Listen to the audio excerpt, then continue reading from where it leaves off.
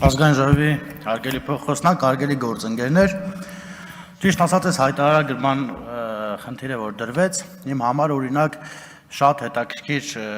հարցի լուծումը, ասեմ ինչի համար, օրինակ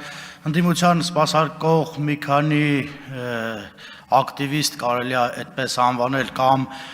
իրեն շահերն սպասարկող քաղաքացիներ, մի քանի հոգու մասին է խոսքը, այսինքն մագլավիկներ,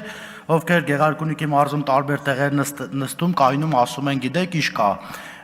օրինակ Գրիգորյան Նարեկը միլիարդերա դիզել, Երևան Յուսային պողոտայում տները առեն, այ ինքը իր անունով չի գրում, իր հորքուրի, մորքուրի, քերու, էս մյուսի անունով է գրում։ Հիմա այս հայտարարի լինելուց հետո կտենանք ով ինչ ունեցվածք է դիզել,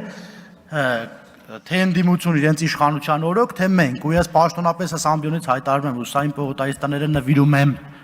ցանկացած մեկին, ով կապացուցի, որ ես ընդեղ տունն եմ, ես հորքուրս, մորքուրս, քերրիս չգիտեմ, իմ բարեկամներից որից եմ մեկը, իսկ ինչ վերաբերում Տիկին Խամոյան, ասում եք քաղաքացին մորթելու է իրեն կովը, որպիսի հարկ վճարի, այս հայտարարությունը սենց սուտ, մեկ էլ վերջի անգամ 2020 թվականին էի լսել, այդ չեմ ասի որն է,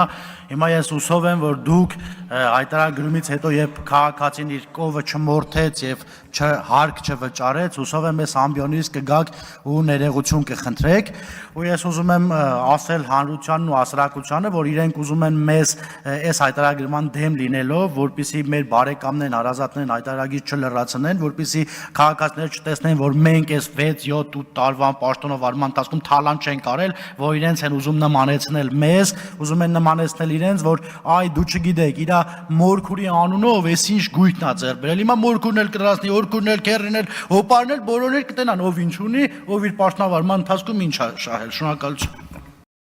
Չմոռանաք հավանել տեսանյութը և բաժանորդագրվել Civic AM-ի YouTube-յան էջին։